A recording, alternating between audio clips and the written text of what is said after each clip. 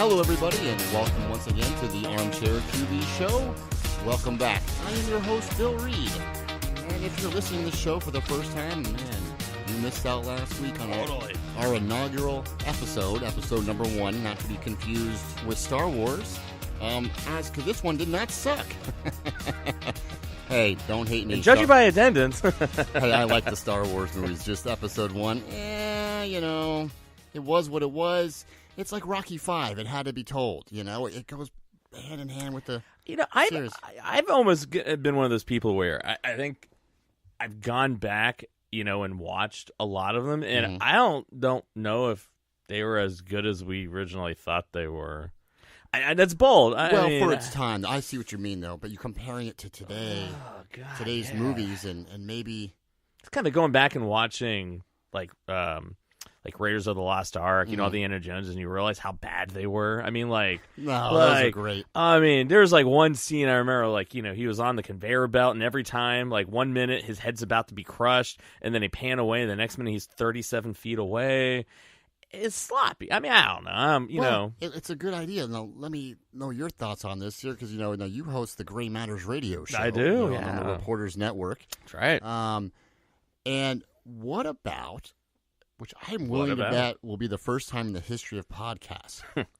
What if we did a podcast prequel? Boom. Ooh. Boom. There it is. Wow. Okay. Now here's what picture it. My mind's blown right now. Picture this right now. Podcast prequel. It's election night, right? Election 2020. Okay? 2020. Right. Okay. And blah, blah, blah. So whoever wins, whoever loses. And then you and I go back a year later, a month later, whatever, and we film a prequel after we already know the results. Man, can you imagine what happens? Who would have thought that on election night, the vice president, at the inauguration, turned around and shot the president? It was like, ha-ha, I'm your president, bitch. I always say that's what I think politics is kind of missing, is the old school, WF, plot lines, to where the World Wildlife Fund. Yeah, it's they're talking, they're doing, all of a sudden there's just some new theme music comes out, and then he busts out his own slogan, and then he totally double crosses. Well, what about the Russian anthem plays, and out comes Putin and goes, ha ha ha, stupid Americans, you fall right into trap. Now Trump, get down on knees and bow to real leader. I do like this idea of a podcast prequel, or we can even do a remake of it, Well, it has to be not even it has to be at the zenith of our best ratings, and then it has to also be totally unnecessary, right? And we cast it with new people, completely new people. We can produce, but it has to be totally new people that are doing it. Well, in your role, I would think you would have to be maybe Jason Biggs. See what he's up to. We could go the there. Guy from what was it, American Pie? Yeah, I see. There was a lot of people back in the day. You looked and sounded a lot like him. Remember the time that we convinced those two girls? Well, you convinced them. Well, we both did. I just stood back and laughed. So I wish I was making this up. So Bill and I were roommates, and so everyone kept saying you look like Jason Biggs, and I started getting really pissed off with it. Right. So we were hanging out. Really? With some. I didn't know you got pissed. Yeah, I was. It wasn't exactly an attractive dude. Dude, did you see Nadia? That's like saying. Wait, did you see Nadia? That would be like saying, "Hey, Mike, you look like John Candy." You're not going to take that as a compliment. What's wrong You're with funny. John Candy? Oh, he's funny. I'm just saying. But so these. I don't know. I finally had enough that night. I didn't know that. Yeah, and so this one girl goes, you look just like Jason Biggs. And I go, well, because I am him. Whatever. And I'm like, no, legitimate. I'm here. I'm filming a movie here, and we were friends from back in the day. And Bill, of course, totally started buying. He's like, oh yeah, totally. They're like, oh my god. And so then I decided to totally freak him out. So we had a bottle of vodka that, for one reason or another, was filled up with water. I don't know, it was just waiting for some time to be used. And so then I just took the bottle of vodka and chugged. Now, I'm not going to lie.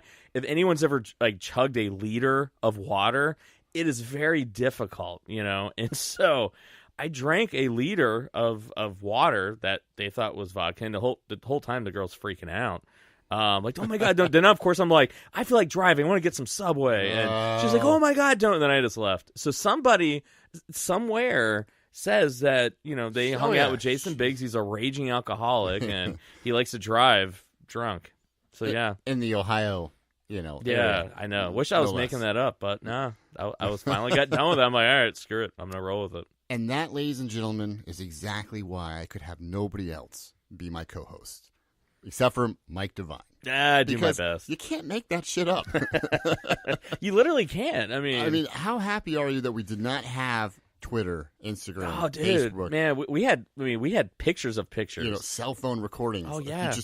I'm so happy about it. Part of me is like, oh, man. The other part of me is like, thank you, baby Jesus. Well, it was like the time, remember, we had, I won't say her name on the air, but remember, like, there was a picture of her topless, and then she made us get rid of all the negatives and all the pictures. We got rid of it.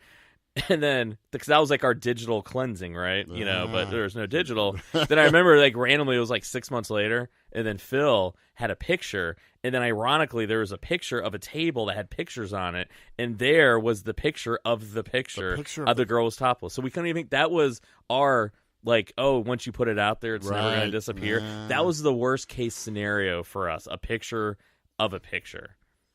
But yeah, we would be screwed. Well, I wouldn't be a therapist. I can tell you that. The late '90s, early 2000s. It was, golden era. It was a lot different time then. I know. Pre 9/11. Before we had concussions and football, and before we had the Star Wars sequels. Well, there was no concussions in football. It was you got your bell rung. I mean, they had concussions, but you got your bell rung, and you'd be like, I'm okay. Yeah, I kind of almost feel guilty now because remember we used to always make fun of Gary. Like, whenever he would, we had, friends that played for Ohio State, and we would make fun of him the day after, if they dodged a tackle. Like, what's this Olay bullshit? Now I feel bad kind of going, yeah, being a safety and tackling a 250-pound running back, yeah, maybe I'd probably sidestep too. Well, and that's what, what kills me about Kyler Murray. That quarterback out of Oklahoma. He won the Heisman Trophy. He's going to be selected, in the first round, I think, in the NFL draft coming up, and I mean, he's a stud, no doubt. But what I was saying and what I kind of wrote about last week was, he got drafted. A lot of people don't realize that he got drafted by the A's in the first round. It was like the 9th overall pick in the amateur draft, and they gave him like big contract, right? Like a $4 million signing bonus. He's a pitcher, third base, something. What is he? I believe he's an outfielder, but like I said, you don't follow college baseball quite as closely as you do college football. It's just, you don't get the same coverage unless you're a pretty diehard fan. But, I mean, what I mean by that is not many athletes have an actual choice. If you're good at a sport and you're, really good and you're the best of the best, you turn pro and you go to whatever your sport is. But how many athletes, first of all, to just be able to go pro in any sport and get paid decently and make a living of it is just amazing. It's, probably 1 in a million. Oh, yeah, without a doubt, yeah. But he has the opportunity of 2 different sports won him. And he's, drafted in the first round of you don't think of him when you see Murray. I think his official combine stats were listed at 5'10" and 208.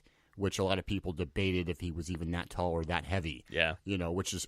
Drew Brees might have something to say about that. Well, I understand. I'm not saying, but but let's be honest though. That your prototypical quarterback is 6'3", 215, 220 pounds.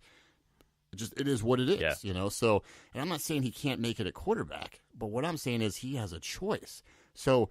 The A's, they gave him, like I said, that $4-point-something million signing bonus on top of what he's going to get. So he's going to have to pay that back now, isn't he? Well, he's going to have to pay it back, or he's going to. All right. So is he legitimately going for the draft? Because he said he is. So what changed his mind? Because I've been trying to do research. I've not found anything of why he changed his mind. The only thing I can assume, 2 things. One is either A, it's just more his passion. Yeah. Which you can't fault someone for doing their passion. Not at all, no. Or number 2, his agent or someone's telling him they think they have a better opportunity to make more money in the NFL, which I think is crazy because Bryce Harper just signed for a $330 million guaranteed deal. The way the collective bargaining works in baseball, where they're not, they have no freedom until they have accrued, 4 or 5 years? Is that what it is? Yeah, because I know for the Mets, Jacob deGrom right now, he literally just won a Cy Young. He's been with the organization, and he still has 1 year left before he can hit free agency. Right. And see, in the NFL, you have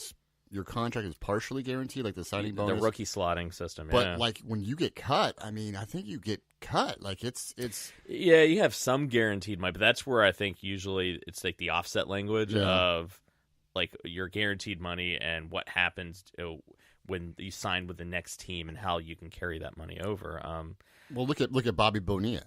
Oh God, he's still getting paid by the Mets. He's going to get paid by the Mets until long after I'm retired, and that's a true story. That's not even an exaggeration. No, he started. They worked it out to where they didn't have to pay him for a while. Yeah, and he deferred it. Well, right. And it started like 2 years ago, so he'll be paid like $3 million a year for the next 10 years. I think it's more longer than that. It's a long time. I mean, I remember. Hey, you know what? Hey, when the Mets signed Bobby Bo, I mean, dude, I was like, dude, Bobby Bo when he was with the Pirates, dude. Killer Bees, him and Bonds and Bonilla and Bell. Yeah. I tell you what, man. I'll tell you what. I got to see all three of them play at Pittsburgh, the old Riverfront, right? No, that's where the Reds played. Oh, the Three Rivers was the Pirates. This was back in I want to say '91. Yeah, against the Expos. It was a hell of a dude. They were a hell of a team, man. Oh, well, I'll tell you what. I went with my family, and it was Bob Walk on the mound for the Buccos against the most boring bored. His name was Walk. Yeah, and he was literally had the look on his face like he could not have been so bored in his entire life. Even his wind up was just. I don't know why Bob Walk always stood out to me. Well, they were against the Expos, and they had El Presidente on the mound, Denny Martinez, and the Expos ended up winning that one. Tim, the Rain Man, Rains. I don't know if I don't think they had Rains at the time. There, I don't. I got on the jumbotron. I do remember that. I was maybe 13 at the time. That was Nowadays, kids, how many hits or likes did you get? Well, none. The 15,000 people in the stadium cheered. That's all I got. Well, I know for our Riverfront, I had to hit my head with the foul ball. So I how many hits did you get? One? Maybe two if you count when it ricocheted and hit my back. I think the odds of getting hit in the head with a foul ball has got to be up there with a lightning strike. Do you know, that would happen. I still think about that. I still look at that was my one opportunity to get a foul ball, and it hit me in the freaking head. And the doctor said you may have had some lingering brain issues. I still remember to this day you having an extra ball in your pocket, and in the time where the ball was in the air before I got hit in the head, hoping to get it signed. You were literally going, dude, I'm going to throw the ball in the air, and you should have. I don't know. You were like, why? I was like, decoy? I know, yeah.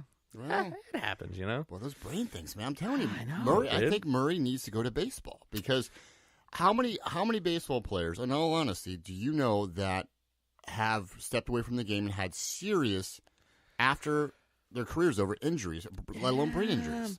It's tough though, man, because obviously I'm no freaking athlete, right? So I mean, anything I say, put a disclaimer next to it, but I look at... Well, that's why we're the armchair. We are, yeah. This is literally... This is going to be the most armchair thing that we've said up to date. And I'll give it's only your second episode, so I mean, I'm sure there'll be more. But I spent 9 years in college, and there were things that I could have done along the way to make more money. But I look at if I'm in school that long, I want to do the thing that I'm passionate about, because it didn't really matter how much money I make, I'll be burned out from it. And so... there is a part of me going, you're right. I mean, it's scary, CTEs and what might happen. But I also kind of look at how much time and energy and effort you put into it. And if his passion is in football, I think you can't turn that off. With the effort you have to put in to be great, if there was any doubt in his mind that he didn't want to do it and he would have more passion, I think it's worth the risk. I mean, it's like with any pro athlete, it's assumed. No, I know. Yeah, it's just scary stuff, and we want to see him. We don't see him get all messed up, and he's supposed to be a stud, though, man. I mean, he's supposed to be. But he's a stud in baseball too. A first-round draft pick. Yeah. I mean, you don't draft, like that unless they got some skills. So no, the thing is, now, can you imagine being an owner? I would personally be a little worried, going, all right, well, you've already been wishy-washy once. Signing a franchise quarterback, first-round draft, I mean, top 2 or 3 draft pick, that would scare the crap out of me as an owner going, is he going to then doubt it? Is he going to want to go back to... Well, maybe he's hedged his bets, too, but obviously he's given the indication, and he has, saying that he wants to go to football. That's what it is. He's going to have to pay back that money now. The Oklahoma, if he didn't spend it. I mean, don't get me wrong, he's going to get a big contract from whatever team drafts him. Yeah.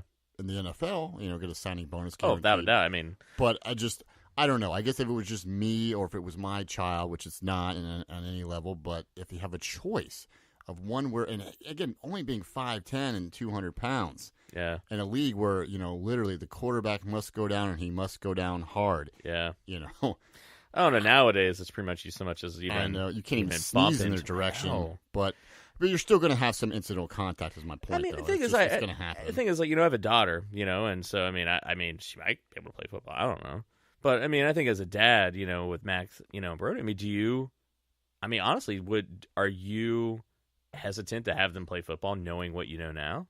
Absolutely. Yeah. And my wife and I have discussed that, and this seems like, at least as of right now, and this could change because they're pretty young, but I will not push them into football, but I think if they came to us when they're older and said, "Hey, I want to do this," I don't know that I would say no. I don't know that I would say no, but at the same time, and again, I'm not putting down any parent that puts their kids in tackle football. I don't know. I just feel like with everything that happens in every year, it's just hearing more and more, and maybe we should try golf, or. Yeah. But at the same time, like you said, it's passion. If that's what they want to do. And that's the thing. Yeah, it's like, it's tough, I'm a big racing fan. And, there's another dangerous one. It's yeah, I mean, we were watching an interview with Robert Wickens. He was awful crash at Pocono last year. And, paralyzed from he was paralyzed from the waist down, but they think kind of like, what's his name from the Steelers? The guy who broke his spine, a linebacker. Absolutely. Same kind of similar injury where he's kind of working his way back, and he even said, "No, my goal is to get back into a car." Yeah. And and my wife and I were talking, and she's like, "So you would be cool if Eleanor want to be a race car driver?" And it's like, it's dangerous, but it's like when I go out skiing in Colorado, it's like, yeah, I know it's dangerous, but that's part of the passion as a human being of pushing yourself. And walking to the limit and making it. Right. There's something about the human experience that I think that there's something to that. And so we look at a guy like Kyler Murray, it's like, man, that could just be in his makeup. And the thing is, then you got to look at as an owner, that's a guy I want on my team then. I know, but what I'm saying is not only is he maybe like health risk wise, but money wise too. Even though he's going to be more money up front from football, I think is, again, and I know you have to get that certain level, but look at Harper. Yeah. Bryce Harper, $330 million guaranteed. Man, holy shit! We must got to do a different show on that one because I think no NFL players that are even no human being. They're even they're even in the ballpark of that. Yeah, it just isn't. I know that. What's his name today from the Steelers got traded to the Raiders. Yeah, so he wants what? He wants a contract. Antonio Brown. Yeah. He not only did he get traded to the Raiders for a 3rd and 5th round for pick, like a washer and a dryer, basically. Well, I mean, for his skill set, definitely. Yeah. That's oh my gosh, that's a steal. Yeah. But the Raiders, and this is interesting, the Raiders are giving him a contract extension. He was making like something like $30 million. Yeah. Now they've upped it to $50 million. Yeah. Right. And which is interesting because only the Raiders would do this. Yeah. Now, the Raiders, you're not going to pay Khalil Mack the money he wants. No. It's just one of the premier. Who is one of the most disruptive got players in the which game. Which is far harder to find as far as, versus a star wide receiver. Yeah. Who's, let's be honest, 31 was That's right. Exactly. So he's a malcontent. They won't, right, who may or may not be a cancer. Yeah. I know he has his fallout with Roethlisberger and the coach, and I get it. But I don't know, man. I mean, you won't pay Mack, but you'll pay this guy. Doesn't make any sense. Well, I don't know. I don't understand. And I like Gruden. I like Gruden a lot. He's one of my more favorite coaches. I love his Chucky impression. He sucks. You ever seen?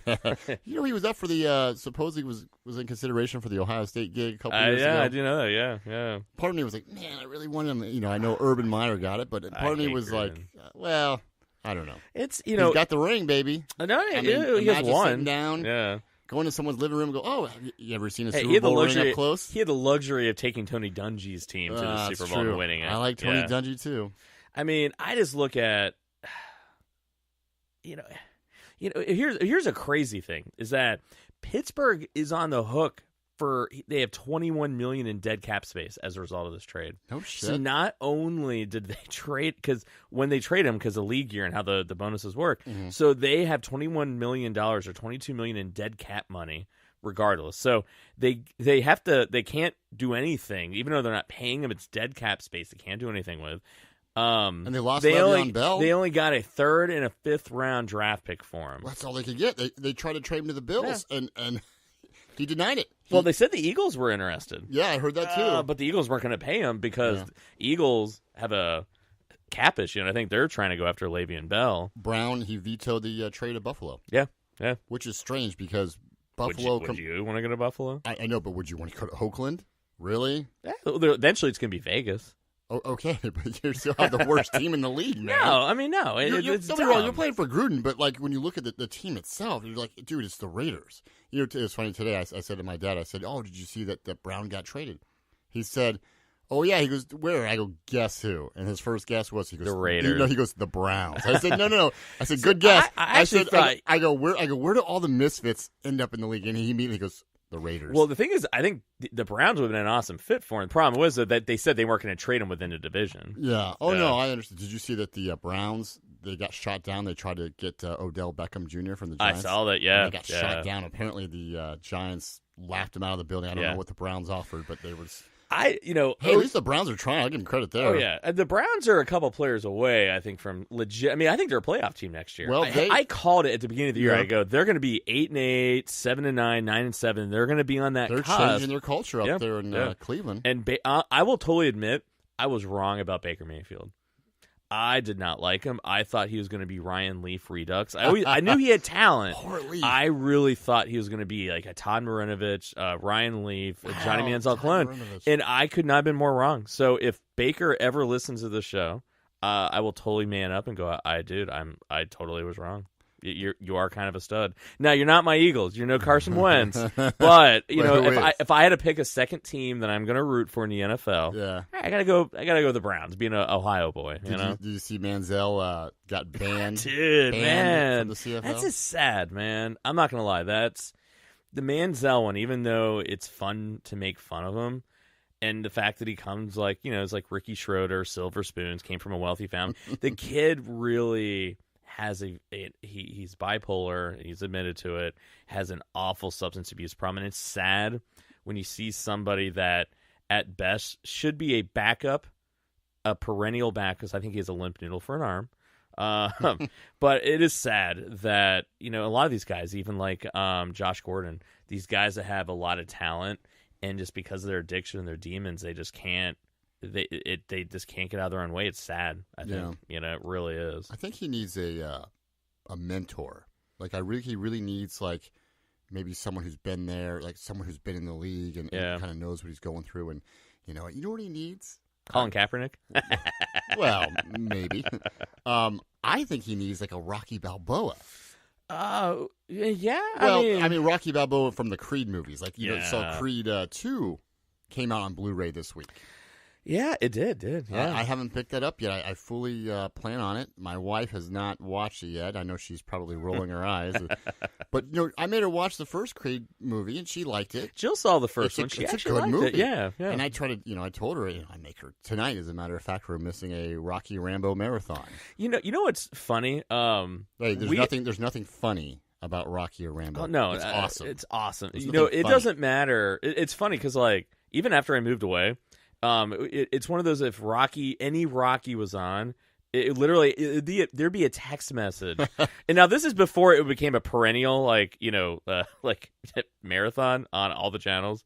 It'd be like, oh, hey, Mike, I haven't talked to you for like 2 minutes, but hey, by the way, Rocky's on Spike. Just Rocky so Marathon. Just so you know. No and then literally it'd always be, yeah, I know, I'm already watching it. It doesn't matter. I'll always watch it. Like Goodfellas was on, it was like an HBO last night. Watched it. Why? Because I have to. Well, yeah. Well, I always think I'm going to see something different. Go get your shine box. Get your fucking shine box. Now, you moved to Dallas for like 13, 14 years. Yeah, I did. You moved back. Do you remember this? I think I remember it, The first time I saw you, and I had seen you a few times, but when you moved back and you were back, and I saw you, and you're like, you made some, I don't remember what you said. You said something to me, and I said, oh, maybe you didn't know. I don't shine shoes no more. You've been away a long time. Maybe you didn't know that. And you were like, what? I'm like, you heard me. And also out of nowhere, you just yell, go get your shine box. Go get your fucking shine box. Now, to the people around us that didn't know what we were talking about. They're thinking it got a little testy. And I can't remember what you said. I said, yeah, maybe you didn't know. You've been down in Dallas a long time. You didn't know that anymore. But honestly, that's just, I think that's why, like, when we were kind of thinking about a podcast, and one that, you were helming, it almost made perfect sense. Where what are we going to talk about? The shit that we always talk about: sports, what happened in the sports, how it relates to something back in the day, grown up, something with movies. Sure, it always revolves around. But then that's what we all do. Well, because everything can be related to a movie quote. Yeah, and anyone listening to this podcast knows that everything can be related back to a movie quote somewhere. So speaking of, all right, so I've been big on a lot. These are ones where we argue off air. Sequels and a purpose of a sequel. And one of the big ones, prequels. Yeah, we were talking about the top of the show. Oh yeah. So now we got, what you were mentioning. So we got Terminator 6. Well, technically, it's so Terminator 6. All right, I am way excited. Because I am only excited for one reason: the fact that James Cameron basically is going, all right, so take everything that has happened after Terminator 2 and imagine that it didn't happen. We're going to bring back Lyndall Hamilton, and just imagine like it nothing else, and just we're picking up. That geekdom is like, oh, that's going to be so badass. It cannot not be good. Here's how much of a homer I am for the Terminator series. Yeah. Now, the new Halloween just came out, and they did something similar, and I haven't seen it yet. But I guess they basically said ignore all the sequels after Halloween 1. This picks up right from Halloween 1. Yeah. Right. And I think other movies have kind of done something similar where they're reboots, remakes, ignore this, pretend this didn't happen. Right? Yeah. I freaking hate that. Really? I hate that. I think that's insulting, but hold on. Yeah. I'm going to come back. I hate that. I think that's insulting to the viewer. I think it's just a money grab. I think it's stupid. I just do. I get where you're coming from, yeah. Here's why Terminator gets a pass. All right, why is it get a pass? All right. Because Terminator, from the beginning, has always had a premise in time travel. That is very true. If they choose to, and I don't know that they do, the new movie Terminator Dark Fate is what it's called. So the future isn't looking real rosy. Yeah. It's called Dark Fate. They didn't work the shit out with the machines. It isn't like, fuzzy rainbows. Yeah, they didn't come to some kind of compromise. Is if they choose to, they can explain why the other stuff didn't happen. Because somebody went back in time and they killed your grandfather, so you never existed, or they, stepped on a bunny. I don't know. So It's like when Homer got the time machine and he stepped on a butterfly. Absolutely. So I'm willing to give Terminator the benefit of the doubt because if they choose to, they can explain this away. And it's like you said, James Cameron he's not directing, but he is the producer. Producer, yeah. But and a writer. The fact that he's in it just gives me all the faith in the world. That's it. That's good logic. And it's funny because I largely feel the same way, right? I fucking hate it. It's cheap. It's kind of like, do you know how much money I spent on all your stupid sequels to go see? And you're gonna tell me just ignore that? But I got the T-shirt. But here's the thing about it though. We've always kind of had that conversation where it's like if you're a filmmaker and let's say you stepped away from it or whatever, right? And then let's say you knew like it sucked and you've been watching it. And it's like, what is that really like for them?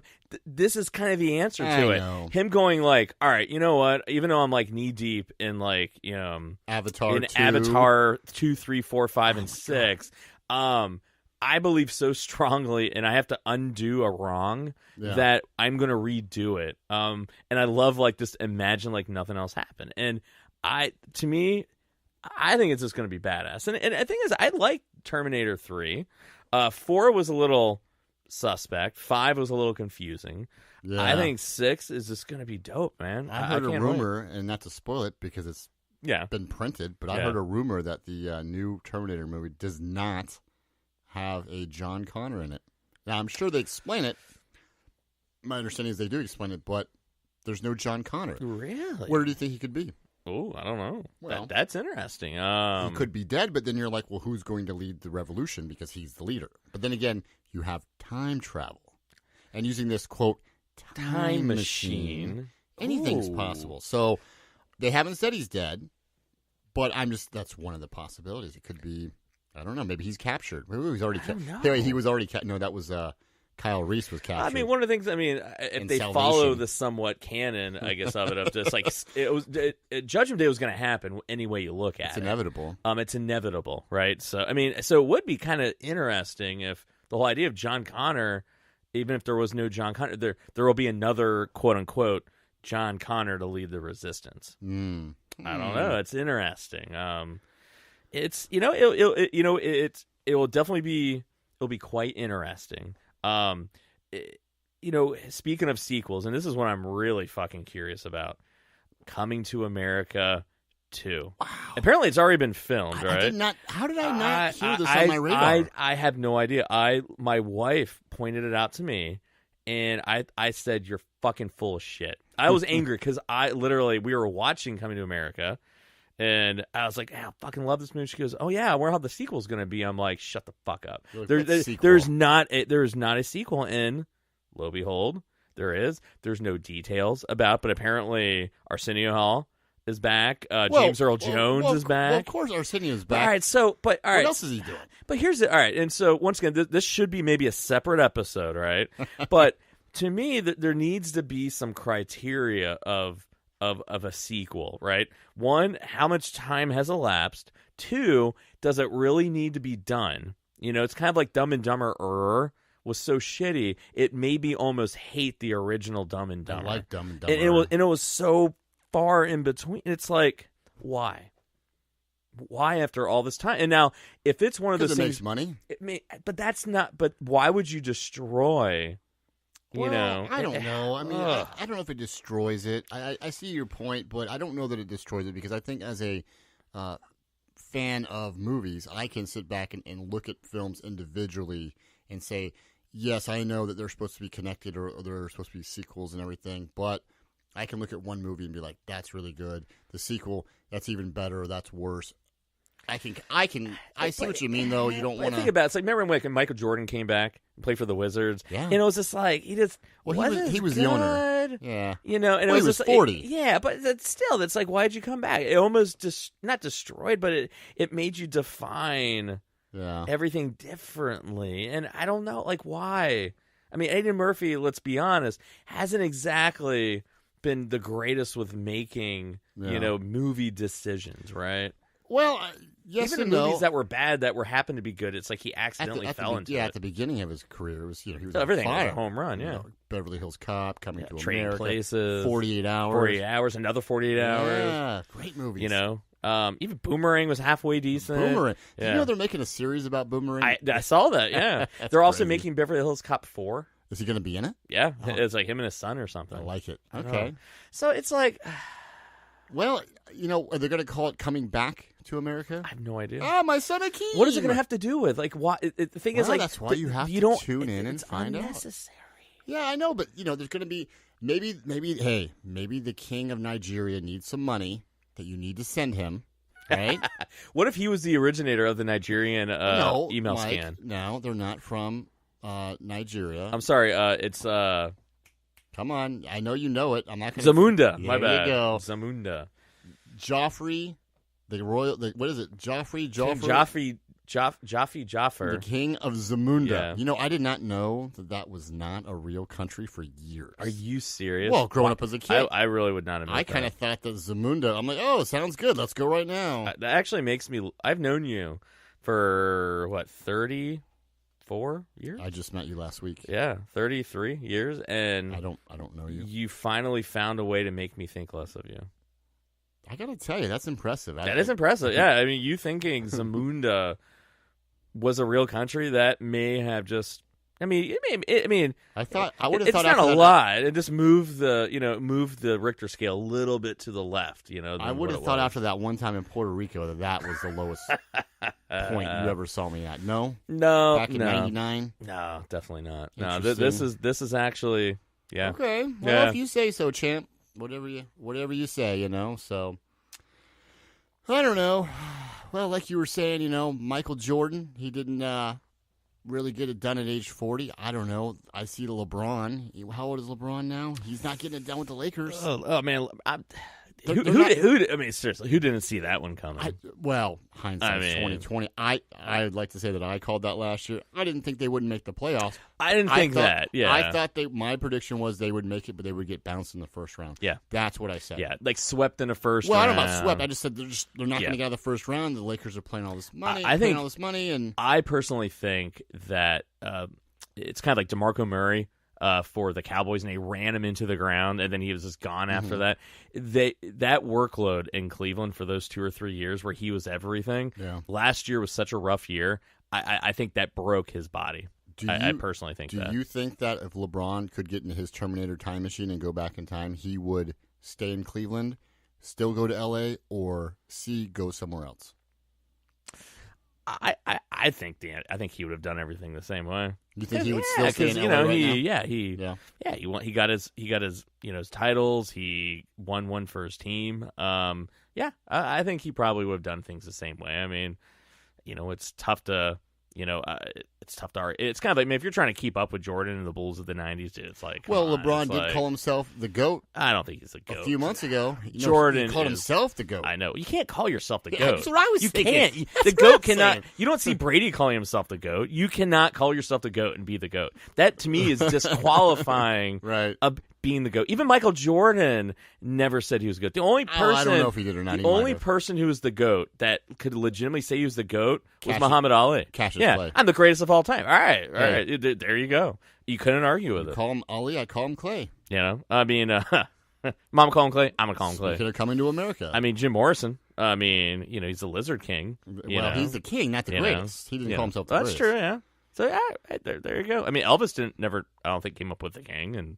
The debate rages on. Oh God, it's always gonna rage on. Well, and that's why we have to have more than one episode, because you know what, folks, it never does end. I'm sorry to tell you this, but nope, not canceled yet. We're still good. More episodes. This has been going on for 35 years, and the way it's going, and the way healthcare is getting better these days, and medicine is going to go on for another 35. Oh, we're gonna be celebrating our 1000th episode one of these days, man. Oh, I weep for the future. Oh, our wives will hate us by then. Well, folks, on that note, we're going to go ahead and wrap it up for this week. Please sure to tune in next week when we cover, where the fuck we want. Well, exactly. We're going to cover some more movies, some more sports. You name it, we got it for you. So, on behalf of myself, Bill Reed, and Mike Devine, he is the host of Gray Matters Radio on the Reporters Network. Check it out. We will see you guys next week. Mike, anything else to add for you there? No, I think we're good. Well, I really appreciate it. We will see you guys all next week. Thanks.